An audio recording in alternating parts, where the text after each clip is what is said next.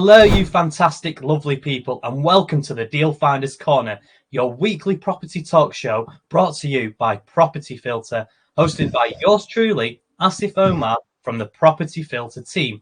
We are the UK's highest rated platform for finding deals, and we're on a mission to empower our property investors and deal sourcing members to find 1,000 deals this year, thanks to the Property Filter Blueprint. The purpose with your Deal Finders Corner is to give you more and the best of the available resources. Invite expert guests who will share with you the latest and most current strategies, tactics, and secrets about what is currently working right now in terms of finding and making deals, and the reality of systemizing and running a high-performance business in property. It is my absolute pleasure to introduce the one and the only Oliver Adams on today's Deal Finders Corner. And trust me, this is a big one. Oliver is a seasoned UK property investor and trader with over 20 years in the game. He got his start as an auctioneer before taking the reins as the director of Auction House Northwest from 2010 to 2020, where he truly mastered the art of sourcing and securing undervalued property. He built a name for himself through off-market, fast acquisitions, specialising in distressed and problem properties that most buyers wouldn't touch. With over 300 including an eye-popping 150 in a single year, Oliver's approach is high volume, high efficiency, and laser focused on flips without renovations and joint ventures. He thrives on time-sensitive transactions with a track record of delivering fast, cash-ready bids that puts him miles ahead of traditional buyers. These days, Oliver is a thought-out speaker, regularly sharing his deal sourcing strategies and exit tactics at top industry events, including the recent 2025 Hammered Property Trading Retreat in Portugal. In this episode, we are going to learn the three hottest property types that fly off the auction floor, discover which properties consistently attract competitive bidding, sell fast, and how to spot them before your competitors do. Number 2, exit smarter, how to avoid the costly auction mistakes most investors make. Learn the most common auction exit errors and how to structure your deals to sell smoothly, profitably, and without surprises. Number 3, no refurb needed. How to flip fast to auction buyers. See why flipping direct auction can be faster, safer, more cash flow taking on a full-scale development. And number 4, auction myth busted.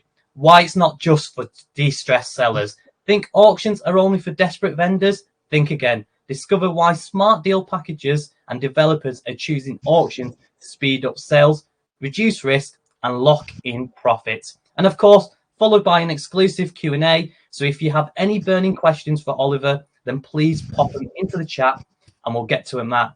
So can we please give a massive, massive Property Filter welcome to Oliver Adams. Welcome, Oliver. Thank you, Asif. How are we on this fine day? I can see you are in a delightful, delightful part of the world. I am halfway through a property trading retreat with sale2success.co.uk with 8 experienced property professionals who have dedicated the week on a yacht with me in Croatia, sailing around Croatia to learn hand to hand more about property auction trading. And we've bought deals this week, not sold any yet, but we've bought some deals this week and shown these guys and girls how I do my due diligence, where my deals come from, how I price them, how I deal with the seller, depending on their motivation, various other things to try and maximise the maximum acquisition rate of the deals that come to me and buy them for the cheapest possible price as well. So we're having a tough week. It's been very busy. The weather's been terrible. Looks terrible. So would you like to introduce yourself, tell us a little bit about yourself and get straight into your case studies as well? Yeah, absolutely. So Started off in property 27 years ago as a trainee estate agent, basically doing viewings for a local estate agency. Worked for the same firm for 23 years. Started effectively just worked my way up the corporate ladder up to director of auctions, where I was selling typically 100 to 120 properties a month at auction, for the biggest property auction outside of London. COVID came along, changed the landscape in auction world forever. We no longer carried out auctions in public venues like football stadiums, and that was really my biggest strength. I love dealing with people face to face, loved those auction days, 400, 500, 600 people in an auction room, massive amounts of business to be done on those days with buyers and sellers. And as most people will now probably realise, auctions are all held online, eBay style or live stream, and it was, to put it in no other way, it was an absolute passion killer for me. I'm a people person, people first, property second. So I left, 23 years, I quit to become a full-time property trader, which a lot of people ask the question, what is property trading? It's simply a way of buying property to immediately resell. You don't hold stock. It's bought and sold typically by auction for the speed. Don't add any value. There's no renovation. There's no flip. No tenants. It's very quick. It's very clean. I would like to say it's very easy, but it's actually not. It's very high pressure, very high stress. There's a lot of risk involved, but it is an excellent way of producing large, if you do it well, large amounts of capital profits very, very quickly. Just to give you an idea, a lot of people say I haven't got any money or my funds are limited. I started with a trading pot of 70 grand, January 2021. 4.5 years later, that trading pot is now about 6.5 million, and that's purely profits from trading. No debt, no JV partners, finance partners. I had a bit of a jump start because many years experience as an auctioneer, so my confidence level and knowledge level and skill level was already quite strong. Had a lot of contacts in the industry, which helps, of course. But the thing that the big disadvantage I've got as a property trader is that I don't deal direct to vendor. So every single property I've ever bought, over 400 now in the last 4.5 years, every single property has been brought to me by sources or other traders or other dealers. So for all you guys out there listening today, you've actually got a slightly easier job, and it's a little bit cheaper to source properties if you go direct to vendor. And use sites like Property Finder, for example, Property Filter, lots of websites out there, lots of other providers of data to help you guys find deals. Finding deals is the most important part. The money comes second. You don't need money to trade property. That is something that you should all take on board. Everyone worries about finding money to buy. You do not need money to trade property. There are lots of ways to get involved in auction trading without buying the actual asset and without actually having money. I'll drop some of those in now. You've got, at the end of the day, you can JV with a trader like myself. I've got the funds to purchase. You find a deal. I can either pay you a fee for that deal, or you can come in on the deal on a joint venture basis, on a profit split basis. There are ways to trade such as IAs, irrevocable authorities. Go into more detail with these if you want, Asif, later on, by all means. Don't want to start boring people to death right now so early. But an IA is an irrevocable authority. If you're direct to vendor, you work with the seller. They give you authority to sell the asset, to sell the property without you actually buying it. So you agree a price with the seller, and you can then package that lot up and put it to auction. And providing it sells above the IA price with the seller, you keep 100% of the uplift on that. So that's a fantastic way to get into property trading without buying anything and without having any capital. Option agreements, which I'm sure lots of people will have heard of, is another way as well. So there's lots of ways to get into trading without having any money. The main thing is finding the deals, knowing what to look for, where to look for them, and knowing the exit strategy that you want to go into with that deal. The most important part of the exit strategy is having an understanding of what that asset will sell for. So long as you can work out what it will sell for, you can work backwards from there.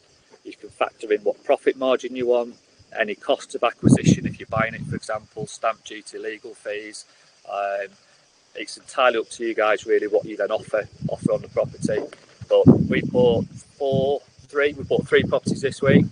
I've probably been sent 7 or 8 deals and bought 3 this week. So as long as you've got an idea of what you can sell the asset for, work backwards from there. Fantastic. So one of my first questions for you as well is what attracted you to auction specifically in the first place? What attracted me to auction? Yeah. Absolutely nothing, Asif. I didn't like auctions when I was working in the estate agency. I'll be honest. It was a scary, dark art environment. Secrets, handshakes, and all sorts of weird things. I was an estate agent, quite happy in my role at the time, and the firm that I worked for, the auction manager went off sick. I was asked to fill in for a week or 2 weeks, which I reluctantly did. The guy didn't come back. The firm spent a couple of weeks recruiting for a replacement, couldn't find anyone, and they offered me a job which admittedly I was very reluctant to take, but took it, and it was probably the best, most accidental thing to ever happen in my life. I took to it like a duck to water, fell in love with it. The biggest attraction, once I understood how auction works, is the security of sale. Anyone who's put a house on the market or bought a house on the market knows how fragile that sale can be, with chains, buyers pulling out, sellers pulling out, delays. You go to auction as a buyer or a seller and you've got an immediate exchange of contracts with a fixed completion date, typically 20 working days. So as an agent going into auctions, that certainty, that security and that speed of sale was very, very attractive. Again, commission based as an agent, I might agree a sale on a property, I might get paid 3 to 6 months later when it eventually completed. Running an auction, my commissions were coming through in 4 weeks. So it was an eye opener. Fell in love with it. Fell in love with the sellers of auction. The variety of sellers at auction is incredible. From people who will only ever sell one property in their life at auction that they may have inherited, for example, to landlords with multi-million pound, hundreds and hundreds of houses, multi-million pound portfolios, who are constantly refreshing their portfolio, getting rid of underperforming stock, housing associations, charities, solicitors. The variety of sellers at auction is incredible, and that keeps things really interesting as an auctioneer, someone working in the auction industry. And then I guess the thing that kept me there for as long as it did was the trade. I started as I got more experience and a little bit better known as a reliable guy in the auction industry. Property, I'd never heard of these before, didn't know it existed. Property traders started to approach me, and they were asking me to value properties for them that they had been offered or they'd sourced direct to vendor. And I was awestruck at this section of the market. That someone could buy a house in a matter of days, a week, 1 to 2 weeks, put it to auction and take a profit within 4 weeks that exceeded 6 months of my salary working full time. It was just I was in love. I was in love with auction trading, and that was me working for the auction trade itself as their auctioneer. And it's just, once you're in that environment of the speed, the pressure, the excitement, the adrenaline, it is absolutely addictive. So when I came out of auction house as auctioneer, there was only one place I was ever going to end up, and that was on the other side of the rostrum as an auction trader myself. So I spent literally all day, every day, doing due diligence on properties. I might get 10 to 20 properties offered a week in a typical week to me, and I will spend all day looking at those. What can I sell those for? Where should I sell them? Which auctioneer should I sell them through? How much money can I make? Because honestly, it all comes down to the profit. Nothing else matters. As a trader, all that matters is the profit. How much can I get out of that deal, and how fast can I get it out? And then you redeploy those profits over time back into buying the next deal, and just seeing that capital pot grow. And the only way you can do that is through auction trading. If you bought a house, let's say you got a really good deal, say you paid 100 grand for a property, and let's say that house is worth 150 grand on the open market, selling it through your local estate agent, that's typically going to take 9 months to sell on the market, chain, sell, complete 9 months later, pay the estate agent fee, pay the legal fees. You might be left with 145 grand, say. It's taken 9 months. Or you could put that 100 grand property to auction. Yes, you're going to sell it for less. You might get, say, 125 at auction for it, but you've got your money back in 4 weeks, in 28 days instead of 9 months. You then buy another property with that 100 grand, and then another, and you keep recycling that capital. There's no reason why you can't buy realistically 3 to 5 properties with that same capital in that 9 month period. Let's say you make 25 grand a unit, you are quadrupling the profit potential of that capital by trading those houses out at auction. And the other beauty of the auction is that once it's sold, exchange of contracts on the day, it's a fixed completion. The buyers can't pull out. They can not complete, but it's very, very rare because they lose their 10% deposit. And you are normally selling to more experienced people at auction as well.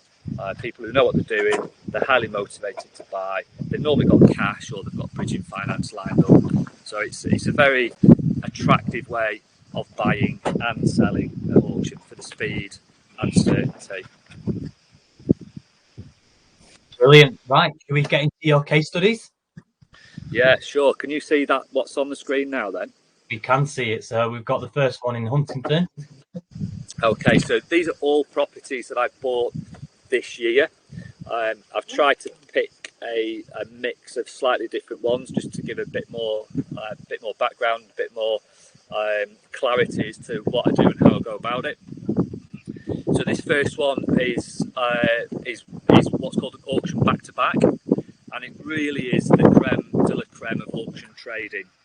So this is a property that went to auction, 3-bed semi-detached house in need of modernisation.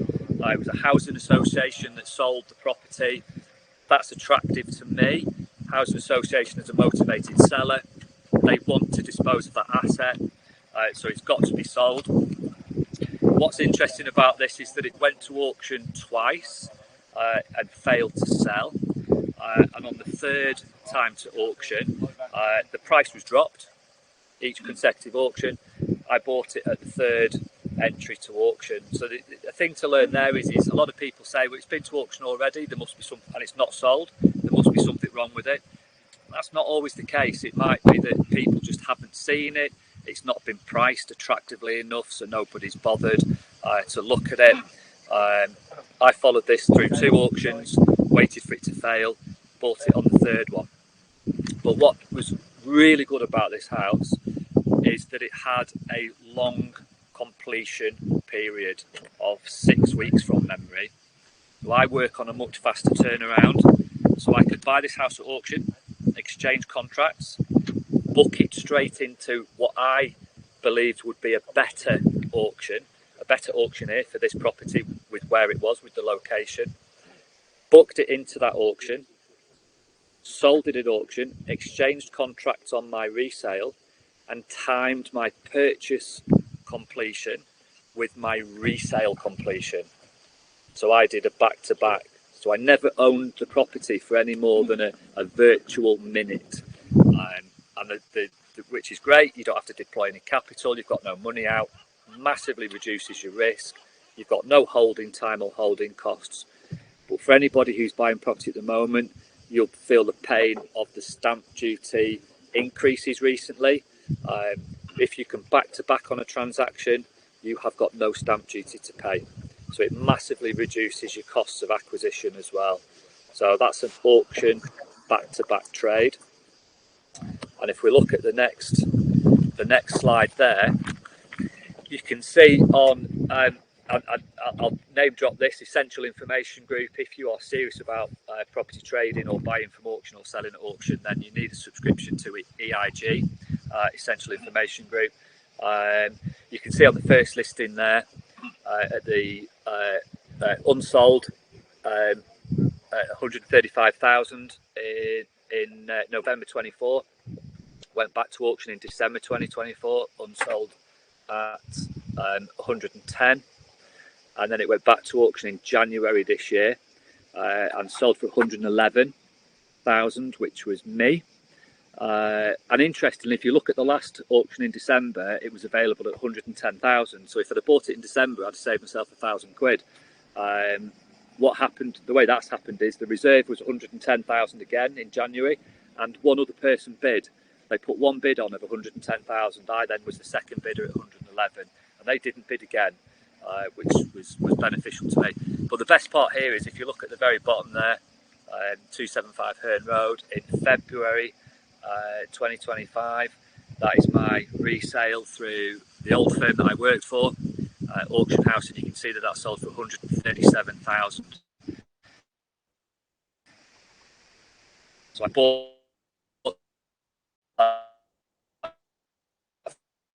for £26,000 in literally in 14 days, which is nice profit. It's good trading profit. I challenge anyone to say that that's a rubbish deal. Come and see me after if you don't think that's a good deal. So what are the risks to me on a deal like that as on a back-to-back? And it's important to understand the risks so you can try and mitigate those risks or reduce them. The biggest risk, because it's on a back-to-back, the risk to me is that my buyer at auction fails to complete. If they fail to complete, I'm on the hook to complete my purchase because I've already exchanged, and I would have the added cost of the SDLT. So that is a risk. The other thing to realise on a back-to-back, especially if you're doing an auction back-to-back, is because you haven't completed, you don't physically own the property. So getting access for viewings is a problem.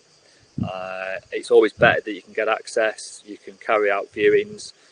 In this example, the auctioneer that I bought it from, Savills, not slating them in any way, shape or form, but they refused access. So my resale at 137,000, incredibly, was to someone who hasn't even viewed that house. There was no access for viewings.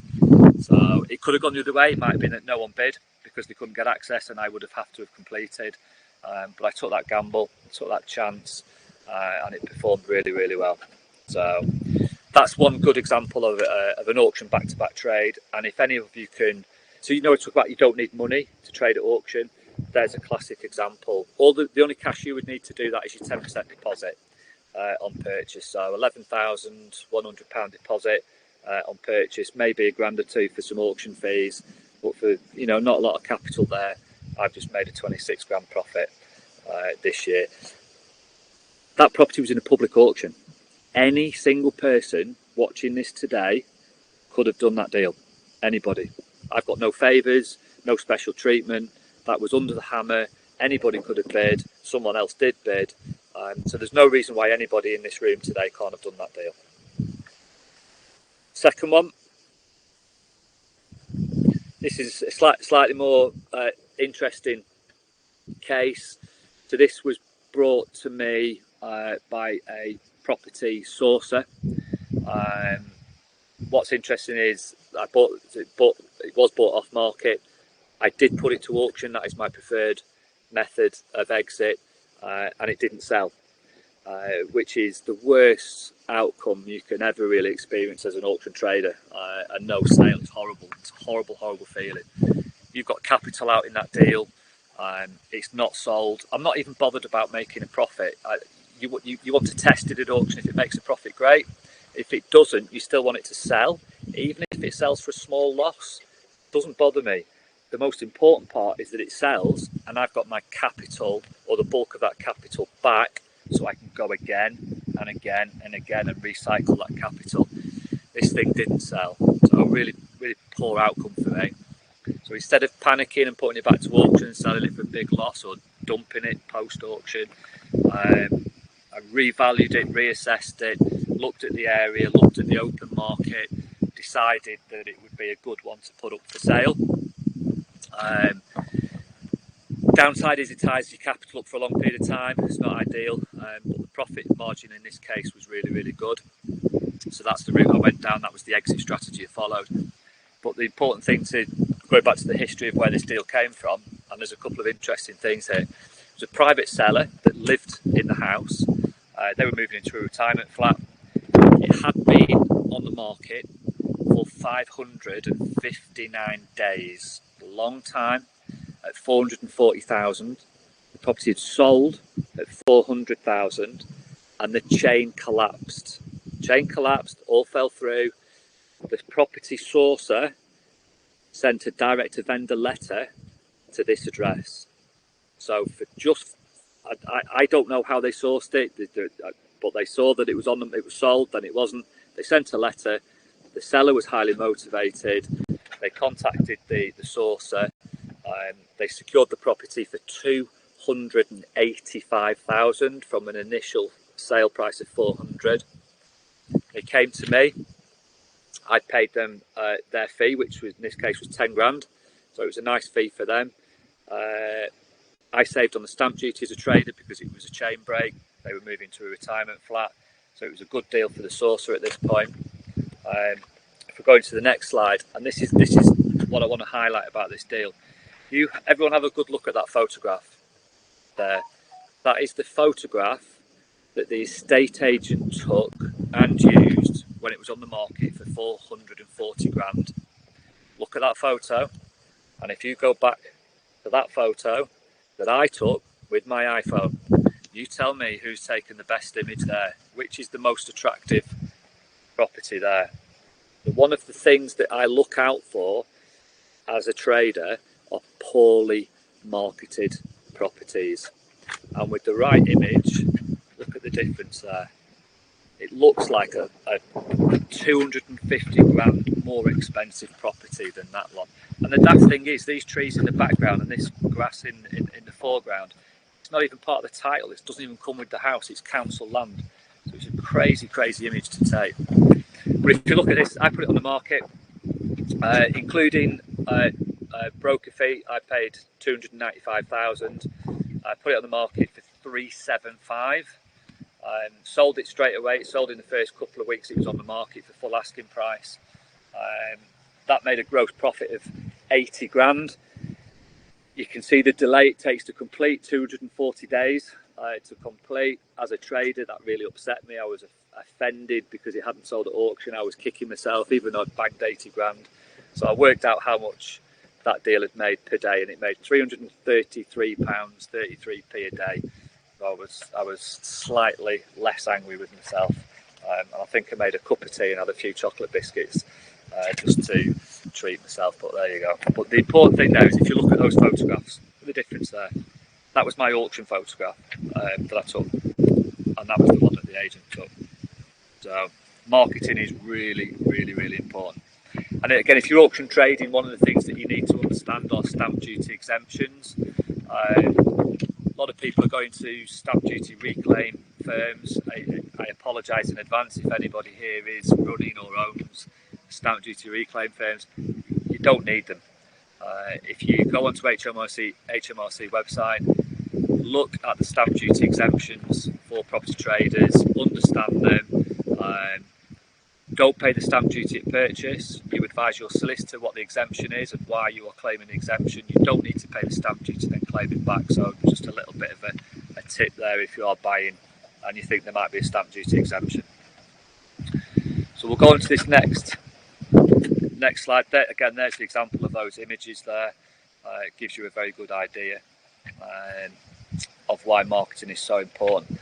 And pricing is important. You know, this house was on the market for offers, you can see on the slide on the left. It was on the market for offers over 440. It sold for 400. I put mine on for a flat price of 375. It literally sold within the first week that it was on the market. So price is really important. We'll do this case study number 3 and then see if anyone's got any questions about these 3 case studies, just while they're fresh in people's mind. So this is, and again, there's not many people out there that will buy these kinds of deals, and it's a good time to say that I will buy. And if you are trading and you want to do it in volume, you need to really open yourself up to every single opportunity that's out there. This is a retirement flat, which is bad enough. It's a 1-bed, which makes it even worse, even harder to sell. And the third real kick in the kahunas on this is that it was an over 70s retirement flat, whereas most retirement flats are over 55s, over 60s. This was over 70s, so a really limited part of the market. This was brought to be again off market by a sourcer, and the only way I will ever sell these is at auction. I've seen these flats up for sale for 1, 2, 3 years before they sell. So straight back to auction. Motivated seller, again, really important to me to find out what the seller's motivation is, because that gives you an idea of what price point they might sell at. This had been inherited, beneficiaries of an estate. I know these flats come with monster high management costs and service charges. So anyone that's inherited this flat, they are not going to want to be sat on this for months and months and months on end. It's going to be costing them a lot of money otherwise to be sat on that. Most people just want the cash out, go on holiday, buy a car, whatever. So good chance of a good deal coming in. I looked at this deal, looked at what it sold for because it looked like quite a modern block, and it sold as a new build retirement flat for 170 grand. It was on the market for 169,000 from the beneficiaries of the estate, based on what the agents had valued it at. I offered 30,000 for this flat. A lot of people are like, why would anybody sell at 30? Where did you get 30,000 from? It's a made-up figure. You're never going to buy deals at 30 grand. That offer was accepted at 30 grand. Because again, I understood the seller's motivation. I understood how hard these things were to sell. I understood how expensive this flat would be to hold for the people that have inherited it. So I went to the sourcer. I said, I will pay 30 grand for this deal. Okay, so this is important. Get this into your head here. So a lot of sources say, you know, I want a 3 grand fee, I want a 1 grand fee, I want a 5 grand fee or whatever. I will offer on a property. I offered 30. The sourcer offered 20,000 to the seller. That's entirely up to them. Doesn't bother me. The seller accepted 20 grand. So I buy from the seller direct 20 grand, and the seller the sourcer invoice for their 10 grand fee. So really good business for them. The seller, again, highly motivated. The reason I went in at that figure is, in my head, as an ex-auctioneer, as an ex-surveyor, as an ex-valuer, I knew what this flat would sell for at auction before I bought it. And I very confident that it would sell for between 40 and 60 grand. That is the price point. That is the discount level that these sell for at auction. Hence, I offer so low. I want to make 10 to 20 grand out of every deal. And if we go to the next slide there, bought for 30,000. I thought it would sell for 40 to 60, 40 being 39.99 under stamp duty. So it was priced at that level to make it as attractive as possible and as cheap as possible for a buyer. I'm a trader. I want out. I want it to sell. I want some profit if I can make it, but I'm happy to clear the decks and get my capital back. But as you can see, it sold for 50, smack bang in the middle of my price point. Gross profit, £20,000 in 28 days, £714 a day for the period that I held that property. But you mentioned about the holding costs. The risk with this property for me, and the reason why I knew the seller would be highly motivated, the service charge, the maintenance costs for this flat were £1,250 per calendar month. You imagine you've inherited something and you're now being asked to fork out £1,250 a month for management service charges. That's not including your council tax, it's not including any utilities, gas, water and electric. So you've got a hefty bill there to cover every month. When you've inherited something, it's money for free, isn't it? You've got something for nothing, and then you find you're having to pay that out. So understand the seller's motivation, really, really important. Other exit, of course, because I always look at two exits. If this hadn't sold at auction or I couldn't sell it, how else could I sell it? Obviously, open market was an option, but there were flats for sale in this block. They've been on the market for 2 years, so it wasn't an option for me. Could rent it out, could let it out. Very, very, very high yield. Rentals on these flats are £2,000 to £2,500 a month, but you have to factor in those holding costs of £1,250 a month. So that gross rent nets down to half, 50%, but you're still bringing in £1,000 a month rent for a 50 grand buy in this case. I met the buyer at the flat to hand the keys over. I didn't think for 1 minute an investor would buy this. I thought it would be someone buying it to live in or for elderly parents or something like that. But it was actually a landlord. It was a local landlord that bought this flat purely for the yield. You know, they're netting £1,000 a month for 50 grand out. If I was a landlord, I'd have kept it. But as a trader, it doesn't work for me. Get in, get out, take the profit, move on. But I would do these deals every day. Anything that brings in a 20 grand trade within 28 days is beautiful auction business. Really, really good trading business. Source has made 10 grand. Source is highly motivated. They brought another two deals to me this year. We're 6 months into this year. I've paid them 30 grand in 6 months on 3 deals. You know, it's good money. But why wouldn't they buy this themselves? You know, there's nothing to stop them buying this themselves. But their choice is not to take that risk for whatever reason, take a decent sourcing fee. So has anyone got any questions at this point, Asif, on those three deals? Is there anything there that is burning away at them they want to ask? Yeah, I think you've already mentioned it, but we've got a question here. How do you save on stamp duty because it's a chain break? Right, okay, so if you are a trader and your business model is property trading, there are HMRC stamp duty exemptions. The reason they're in place is because as a trader, you're going to acquire that asset and immediately resell it. So someone somewhere in HMRC has said it would be unfair to tax a trader at point of purchase and then claim that stamp duty again 4 weeks later when they resell it. So there are certain exemptions in place. Important to understand that a lot of those exemptions, when the new government came into power, a lot of those exemptions were watered down or removed. One of the best exemptions for traders was an uninhabitable property exemption. Self-assessed. You assess as the buyer whether you believe that property is uninhabitable or not.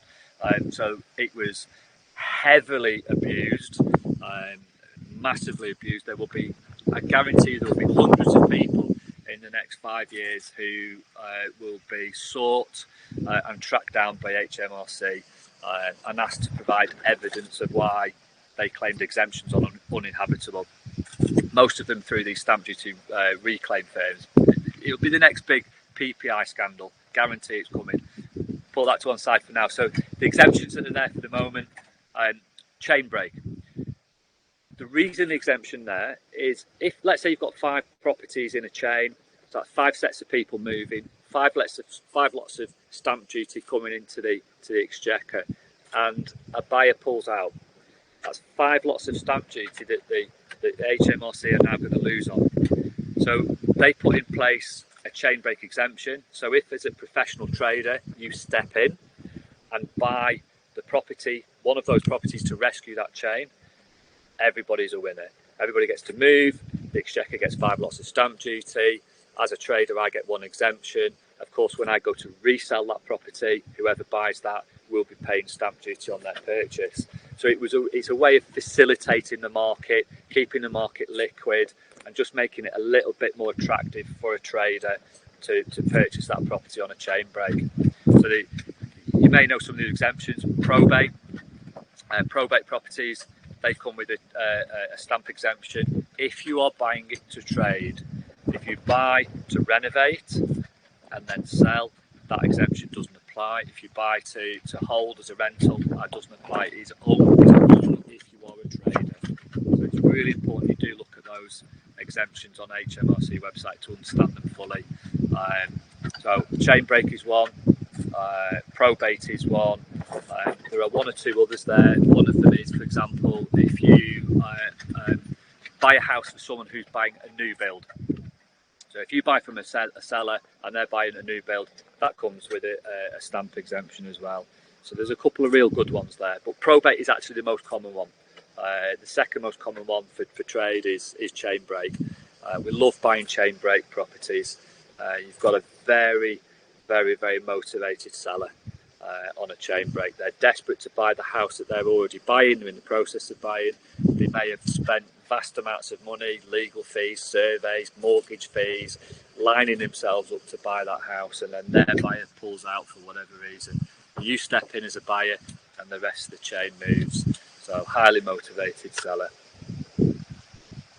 Fantastic. So, got a follow-up question, and I think you've kind of answered.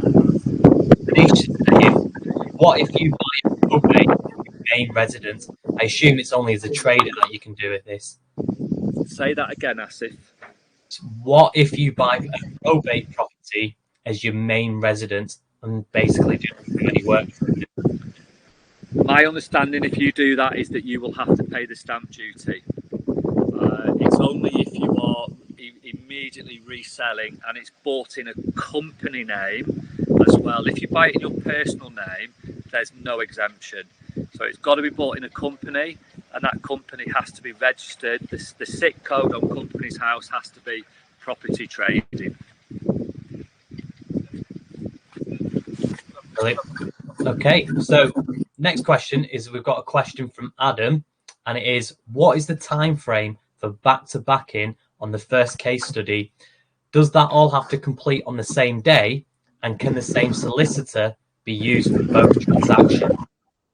Okay, so the whole point of a back-to-back is that your purchase completion occurs on the same day as your resale completion. It has to happen on the same day. If it doesn't happen on the same day, you need all of the funds to complete your purchase. So if it's 1 day apart, you've got to complete your purchase, pay the stamp duty that's due, and then even if your resale completes the next day. So it's absolutely critical it completes on the same day. The timescale doesn't matter. What you've got to work out is, in that case, that example, because I bought that at auction, I've got a contractual obligation to complete in 6 weeks. So I could time my re-entry to auction, my marketing period, and my buyer's completion timescale within that 6-week period. So my completion on my resale is the same day as my completion on my purchase. So there's a little bit of logistics involved to get those dates right and make sure that they're accurate. They have to complete on the same day. Can use the same solicitor. I can use the same solicitor for my purchase and my sale, yes, but the buyer can't use that solicitor. They would need their own solicitor. Otherwise, you've got a conflict of interest. Fantastic. Right. Should we crack on with the rest of the case studies? Let's go. Okay, deal case 4. This house, as you can see, detached, relatively modern estate build house. Beautiful auction stock. for various reasons. The main reason being is this type of property, this type of asset is very attractive to end users. End users being someone who's going to buy the house to live in. Why are they attractive? They're attractive because they will pay the highest price. They will always pay the most. They're driven by emotion and need rather than capital and profit. They're not an investor who wants to see a margin. They want a house on that estate, in that location, of that size and spec. And it's the only one, and I can guarantee it will be the only one going to auction at that time. It's not like going to an estate agent's window and there's 10 houses for sale on the same estate of the same type. This is a unique property, one-off opportunity, so it attracts a lot of interest from a lot of buyers who then compete against each other to buy it. Just laughing here, something's just blown off the boat and Sun lounger overboard. Dive team have been deployed to rescue it. Story behind this one: private seller owned this house since it was newly built in the 1980s, which again, as a trade, very attractive proposition to me. I start to get very excited when I find out they've owned it since the 80s and they bought it from new. And you might ask me, why? Why is that interesting? Why is it exciting? Because the chances are, A, they paid very little for it compared to its current value, so they will have built up a huge amount of equity in that property, and that means they can afford to sell it for a lower price point. It's also highly likely that they've got very little debt, unless they've been driven by debt throughout their entire period in that house, remortgage, which is actually quite rare. Most people have got a lot of equity built in these houses and very little debt. They've paid the mortgage down over the years. So as a trader, again, I'm looking for seller's motivation, and that is attractive. They can normally sell at a lower price point, which as a trader, you need to buy below market value, right? Never been on the market since it was built. If you can buy off market, if you can source properties off market, if you can trade properties off market, they are the best of the best. They're fresh stock, they're fresh to auction, they always perform better, they sell better, they attract more people. I wanted to know what the seller's circumstances were on this one. Again, seller motivation. Whatever reason, the sourcer wouldn't discuss it, so you've got to move on from that. The seller went to a local cash buying firm who advertised locally. They agreed a price to buy it. Instead of buying it, they traded it to me. They added a margin. I bought it. It will almost certainly have been on a back-to-back purchase for me. So they've agreed a price with the seller. Let's say, for argument's sake, that was 200 grand. It could have been more, it could have been less. They came to me, what would I pay for it? I offered 235,000 for that. No idea what they made. I'll never find out. Doesn't really matter, because I priced it on what can I sell it for? What can I get for this at auction? What is it worth at auction? What's it worth on the open market? What's it worth renovated, improved? It was dated inside. It's got solar panels you can see on the roof. So one of the things to look for in your due diligence, if you've got solar panels, are they owned outright or are they on a lease? If they're on a lease, you've got to be more careful.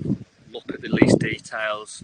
But what you've got to be aware of is that it's much harder for your buyer to get finance or a mortgage on that property with leased solar panels. So you've got to either offer less, or you are working in a limited market of buyers. There's less people that can buy it, basically. So you really got to offer less. These were owned outright in this case, so no real problem.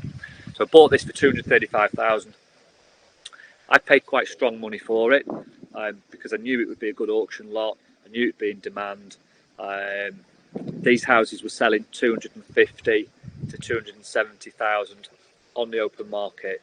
So I bought below market value at a discount, with the intention in my head that I would sell this for 250, which is quite close to its market value. But as I said before, there will be no other properties going to auction like that on that estate or that area at that time. These are not high volume properties going to auction. They're like rocking horse shit. They're rare. There's not many of them out there. So if you've got one, you can justify paying a little bit of a premium. So that's important again to understand the market, who's buying it, why, what for. And if we go to the next slide there, bear in mind these were selling for 250 to 270 on the open market. I paid 235. It sold for 288. 288,000. It sold for more than the highest comparable on the market. It was always a possibility that would happen. I hoped it would. I thought it might, but I would never buy on the basis that it would. You always buy on the basis of what it should get, not what it might get if there's a little bit of overperformance. So really good auction stock. Interesting here, I put it in front of two auctioneers. I had my opinion on its value, but because it was in an area that I wasn't overly familiar with, I asked for two local auctioneers' opinions. They both said 2 to 240. Local agents valued it at 250, and just to push that point home, it sold for 288. So auction. One thing about auction is, if you've got 2 or 3 people that want a property at auction, they're all motivated to buy it. They've done due diligence to buy it. They've gone to the auction to buy it. They want to buy it. Quite often they will overpay. They will get excited. They don't want to go home and lose the property that they want to buy. And that's a classic example of this, overperformance. That's one big advantage of auction. It will get you the best price on the day. And if you can get 2 or 3 people there bidding, guaranteed to make a good outcome. Guaranteed to work.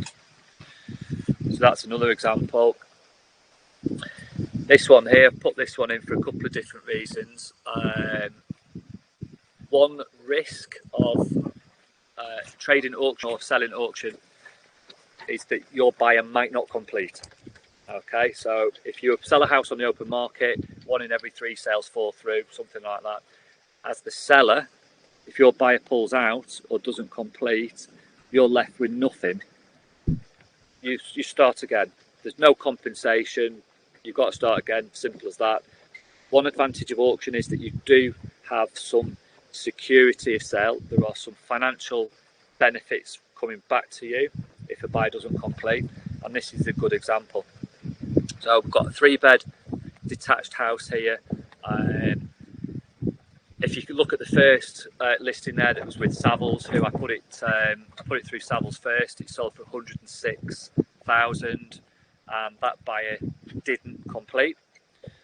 So I've got to look at how do I next exit this. Stay calm, it's not a problem. Put it back to auction with Barnard Marcus, and if you look at what it sold for 111,000. So it sold for 5,000 more than the first time it went to auction, which is great. I've made £5 more than it would have done previously. But the big benefit is the security and certainty of auction. The first sale's exchanged, the buyer pays a 10% deposit. So they've paid 10,600 quid deposit. They didn't complete, that deposit comes back to me. So I make 10 grand on the first sale that didn't complete, I resell it, and I make another 5,000. So I've got a £16,000 additional profit there for that first sale not completing. So that is one advantage of auction. You put a house on the market, the sale falls through, you've got nothing. Put it back to auction, keep the deposit first time, and there's a chance that it'll sell for more second time. Of course, it might sell for less, it might sell for the same.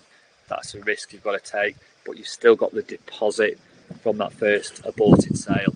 10 grand goes a long way to help cover those holding costs in between those 2 sales. So auction does have some advantages over selling through local agents. In terms of the numbers on this property, I bought it for 90 grand. I sold it for 106 initially, resold it for 111. Gross profit 21 grand. Beautiful business. You'll keep seeing these figures, 10 to 20 grand profits. If you can trade consistently and make 10 to 20 grand out of each trade, that money soon adds up. You do one a month, 240 grand a year. If you're making 20 grand a time, big bucks, big money. I won't go into the. I bought 152 last year. Bought 152 properties. I kept 2 for different reasons, 2 commercial ones for different reasons, and I traded all the rest.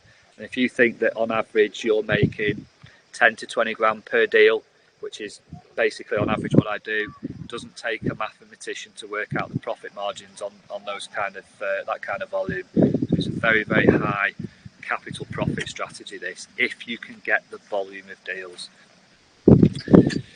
So that's that one. Case study 6. This was a beautiful house in Ripley in Derbyshire. If you look at the red outline plan there was a lovely plot to the side of this property. A lot of people, when I first put this to auction, were like, crazy, why would you just offload that straight at auction? Explore the planning, explore the uplift potential, do a title split that plot off to the side. Yes, you could. Why wouldn't I? I'm not a planning expert. That's not my business model.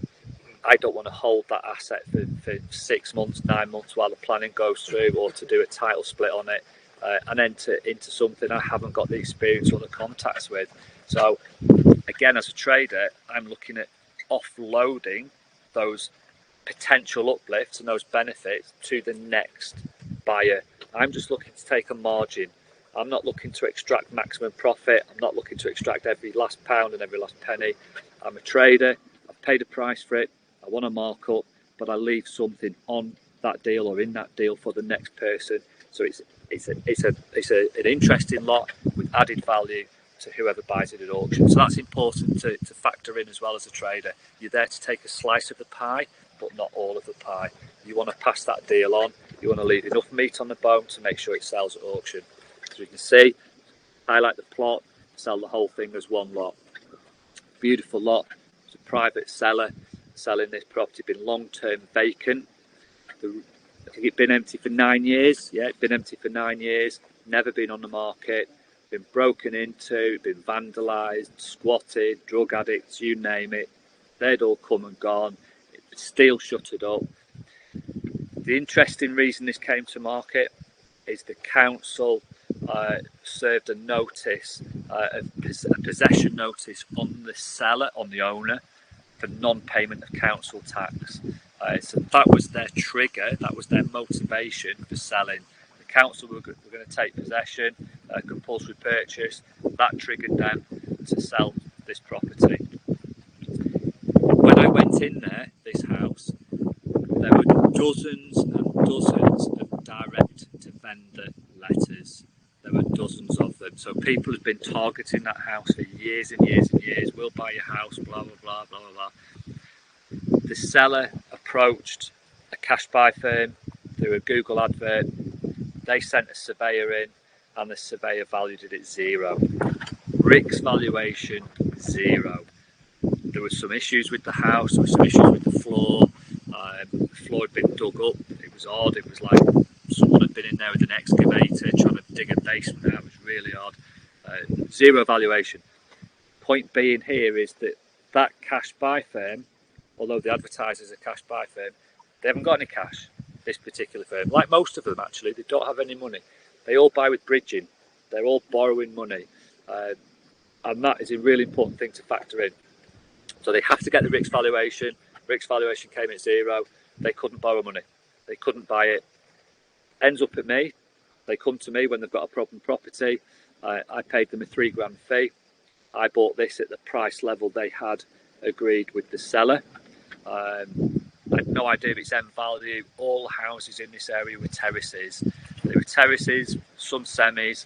There were no detached. So there were very few comparables, high risk, but at the price point I bought it for and how attractive it looked for auction and the uplift potential as an HMO, a title split, a new build in that corner plot, all those things got me really, really excited.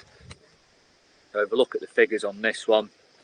I bought that for 125, paid a £3,000 fee, put it straight to auction, and it sold for 194 grand.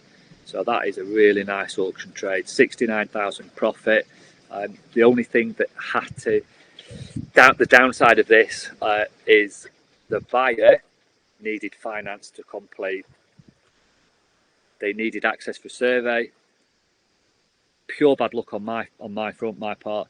They used the same survey firm that had already been in and done a zero valuation. That firm went back in and valued it at zero again, so they wouldn't lend. So the buyer then had to go to bridging finance. I'm not going to say who it was because it took them 150 days to get the finance. It's not a good advert for them, but not the point. So as a seller at auction, my contract is 14 days. That buyer had 14 days to complete. So after day 14, if I wanted to rescind that contract and keep their deposit, 19,400 quid, I could do. But I didn't, because it performed so well and there was so much profit locked into that deal, and that buyer was still trying to buy the property. They were desperately trying to complete it. I allowed them a huge extension, a huge period of time to extend their purchase, literally 150 days. But that protected that profit margin baked into that deal. If I rescinded and put it back to auction, it could have sold for 150 grand. It could have sold for 200 grand. But the chances are, in my opinion, is that performed. It overperformed on the day. I don't think I'd have got that profit back if it was resold at auction. So I waited a long time for that buyer. And that's just something that you've got to decide as a trader. Where's the risk? What's the profit in that deal? If the profit in that deal was 20 grand or less, I would have taken the contract back and I would have taken that 19,400 deposit, because the value of the deposit is the same as the profit in the deal. I can put it back to auction, sell it, no problem again, take another 20 grand profit. So these are all the different things you've got to consider as a trader when things go wrong. Not everything is straight sailing, no pun intended. Things do go wrong and you need to have an exit strategy for those things. But beautiful auction lot, beautiful auction trade. Last one, last example for today, and again, really relevant to all you guys that are watching this now. This was a direct to vendor, off-market purchase. Someone who lives locally. Believe it or not, all they do is they've got a young baby, they've got a dog, on their dog walks, on their baby walks. They walk around the local town where they live, the local area. This place, St Helens, and they're looking for properties that are empty. That's it. Neglected, overgrown gardens, curtains drawn, blinds drawn, whatever, posts sticking out the letterbox. They're looking for properties that are empty. They look neglected. They stick a letter through. I tell them to do what's called a 20-20-20 strategy. So if you find an empty property and you put a letter through, drop 10 houses either side and say you're looking to trace the owner of that particular property. Very high chance someone will contact you with that person's details. Yes, there's lots of other ways. Go to land registry, blah blah blah. These are all the different things. You've got to trace the owner. Cut a long story short, empty bungalow here. It was turned out to be probate. Someone had inherited it. The reason it was empty, the reason they hadn't taken action to sell, is of emotion. It was their mum and dad's house. They both passed away. They didn't want to go back in the house, so it was sat there doing nothing. Next thing, they get a letter through the door. Neighbour contacts them. Someone's put a letter through your door. That's all it takes. Direct to vendor, letter, local person. They don't have the funds to buy. They're not a buyer. They're a sourcer. We agreed a purchase price with the seller. I paid them a £3,000 fee for going on a dog walk, taking the baby for a walk. Great business for them. Inherited, probate, trader, stamp exemption, makes it even more attractive for me. Quality auction stock. Figures on this: bought it for 90, sold it for 122, 32,000 gross profit in 21 days. So again, that it's a bit higher than the normal, but 10 to 20 grand profit margin, 32. These figures soon stack up. Massive capital growth, massive capital profits in a very short space of time.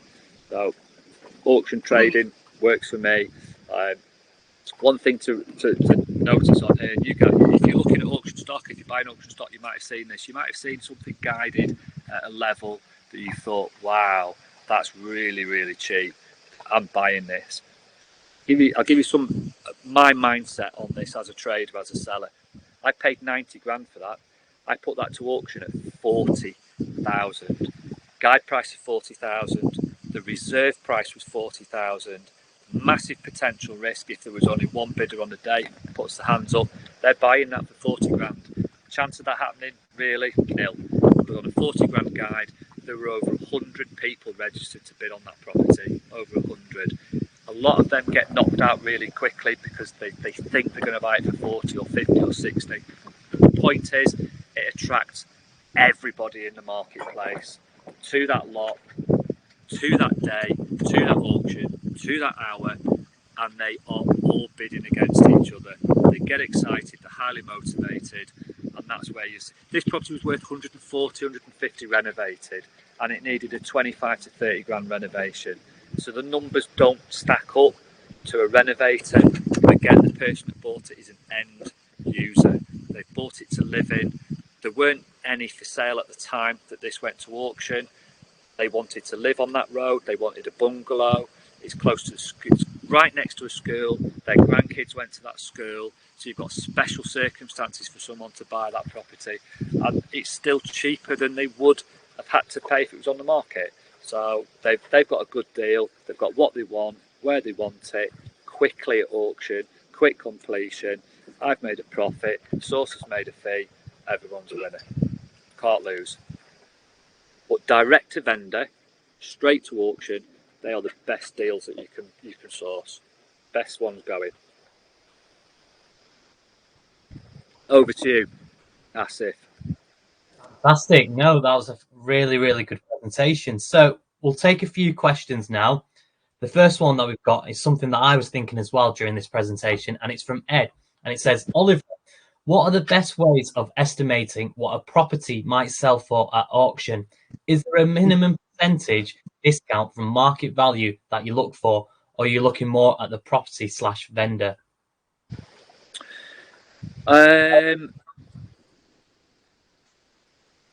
That's a very good question. Repeat that for me, Asif. So essentially,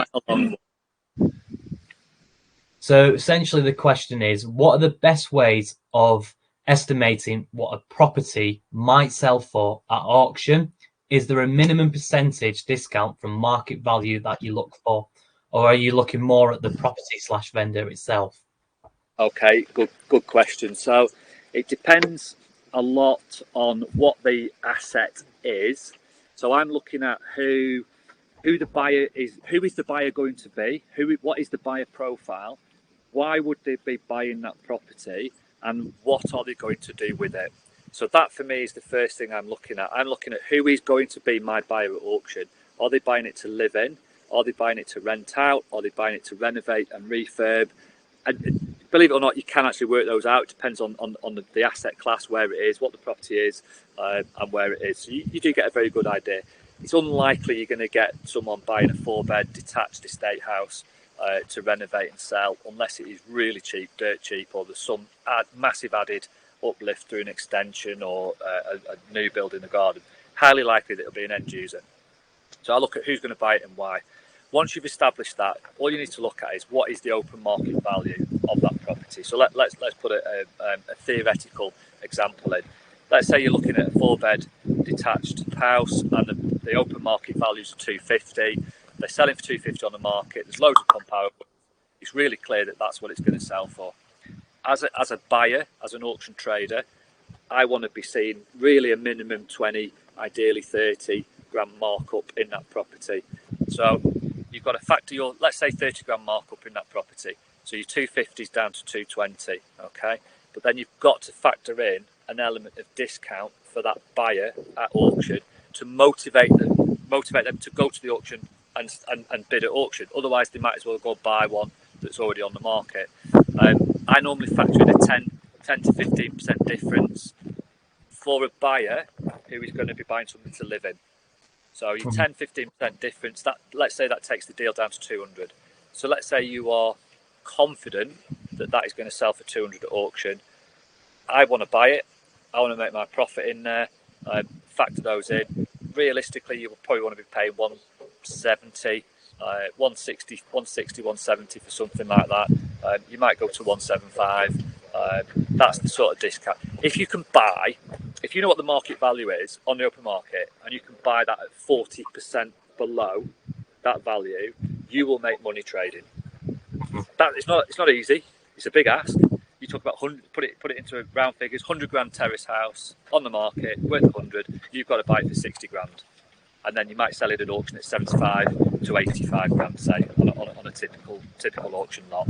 So you've got to find the right seller. Seller motivation is important, but for me, the first thing I look at: who's going to buy it, what's it going to sell for, and then work back from there.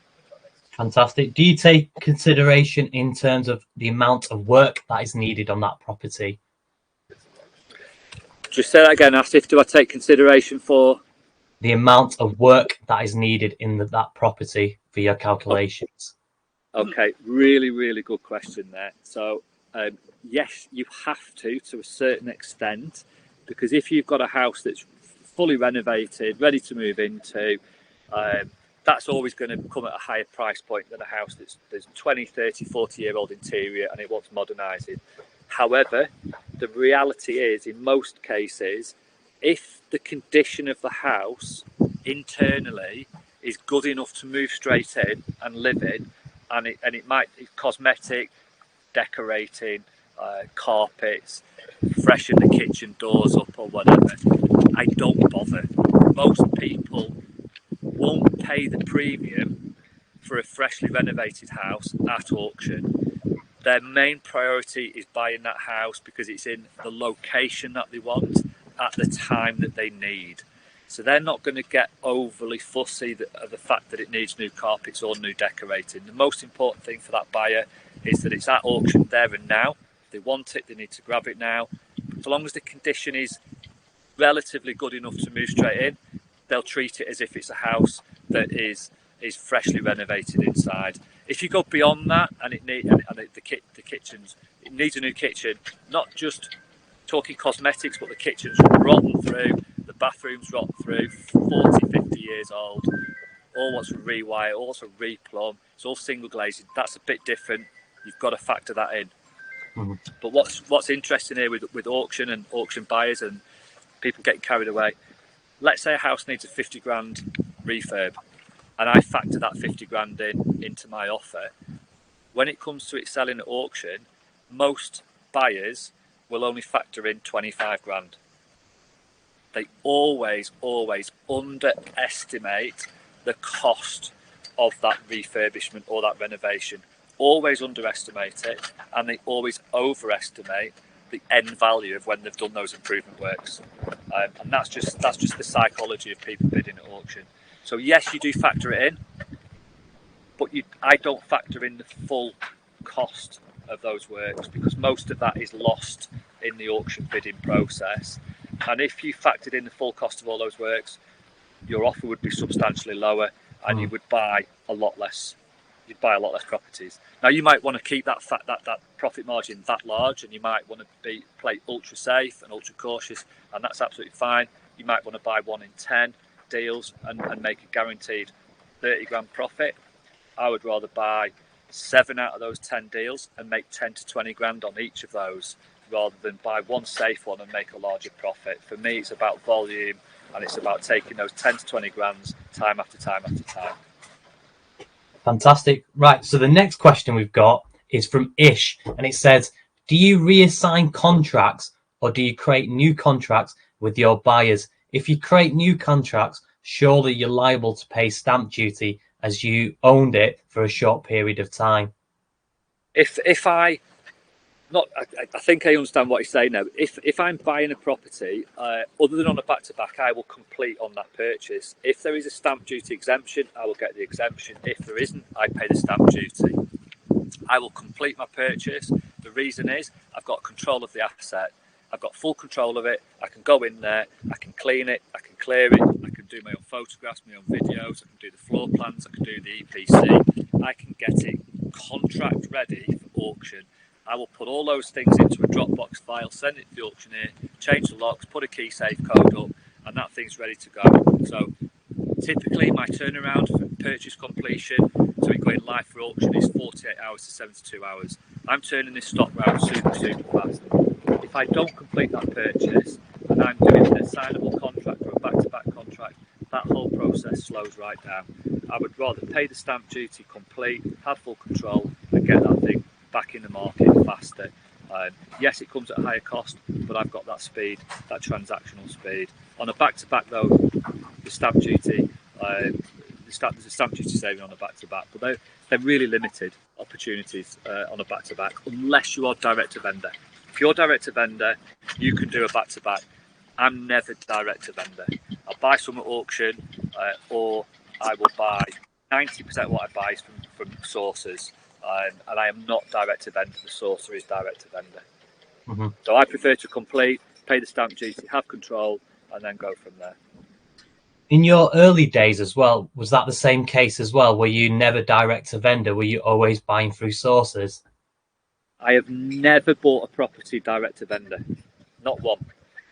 There's two reasons, two main reasons for that. One, I made a decision right at the start when I decided to enter into property trading that I had two options. I could either put together a load of advertising, marketing, Google, set a website up, letter drops, all this sort of stuff, source my own stock and buy that and deal with it, or leverage the contacts that I'd spent 23 years building up in the auction industry, leverage those contacts to supply stock to me, supply deals to me.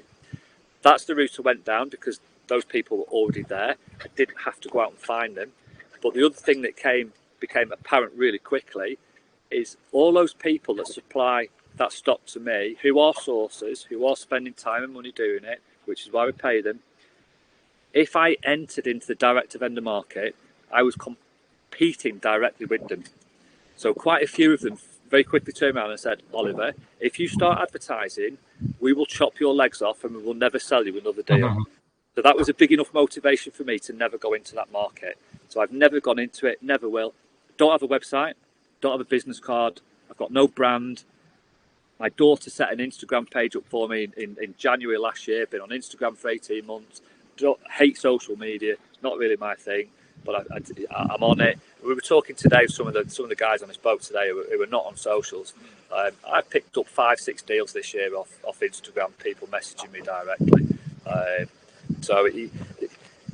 None of those people who are messaging me directly, they're not sellers coming to me directly. They are sources who have found me on Instagram, who have got a deal, they've got a lead, they've gone to socials. Socials are important, but I don't do direct to vendor. Some of the top sources that supply stock to me, believe it or not, this will blow your mind. They're spending £250,000 a month. There's some big sources a month, £250,000 a month. They've got 50-55 staff.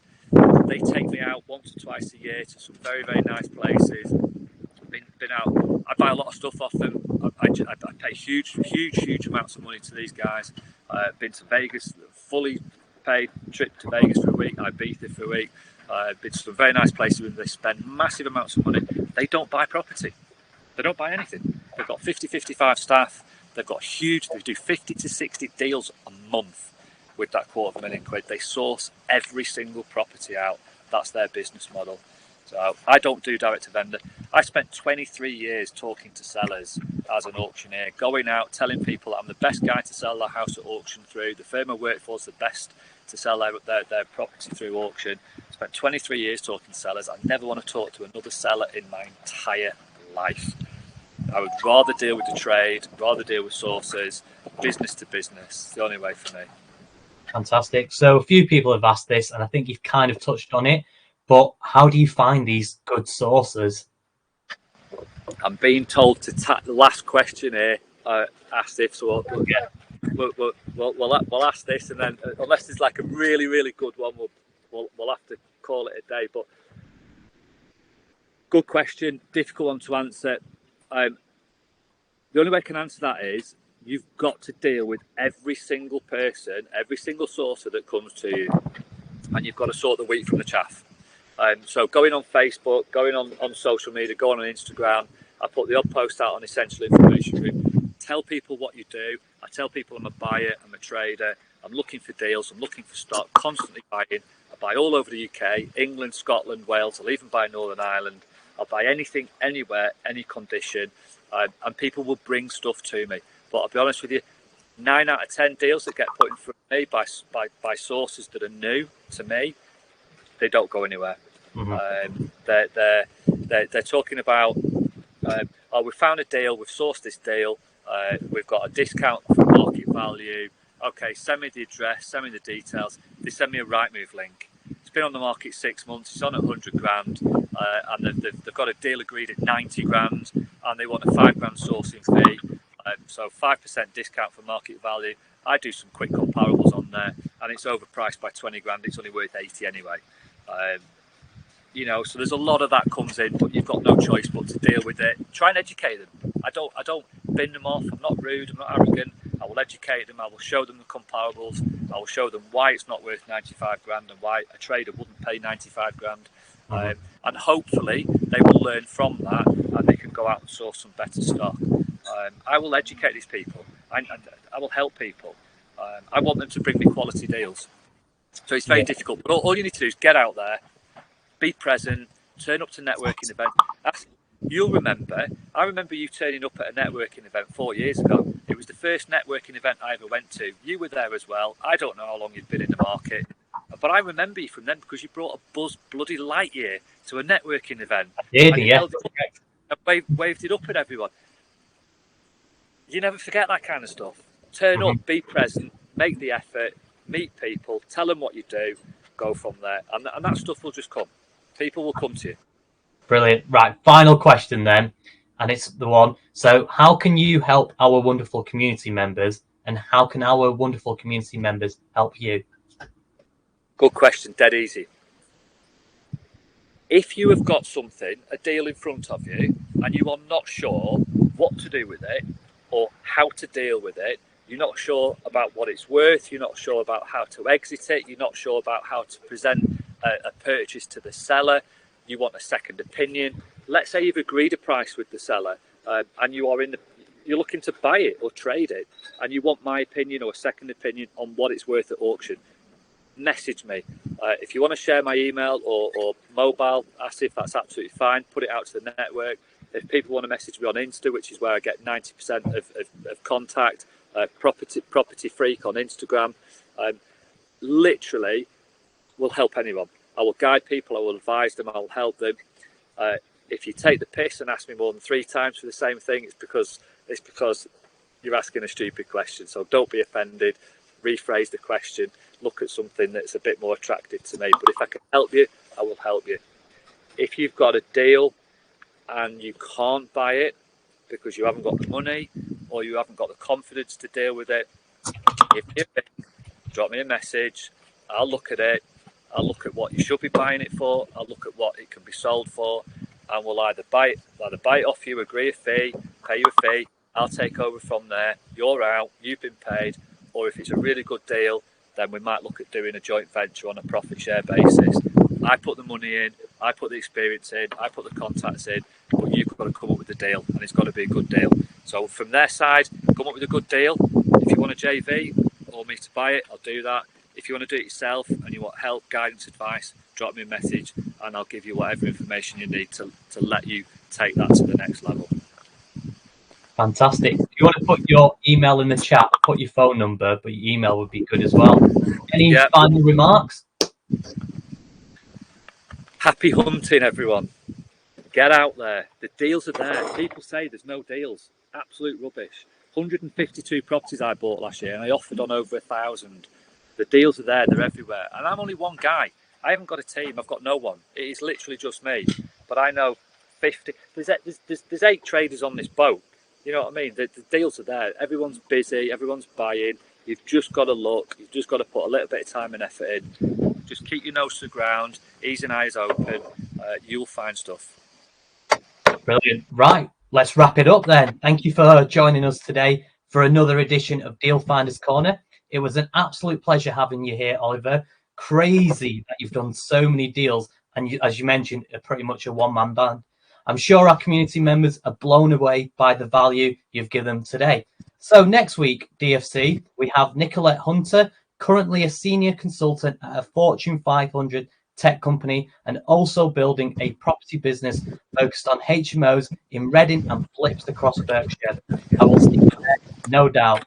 For now, all the rest is the usual.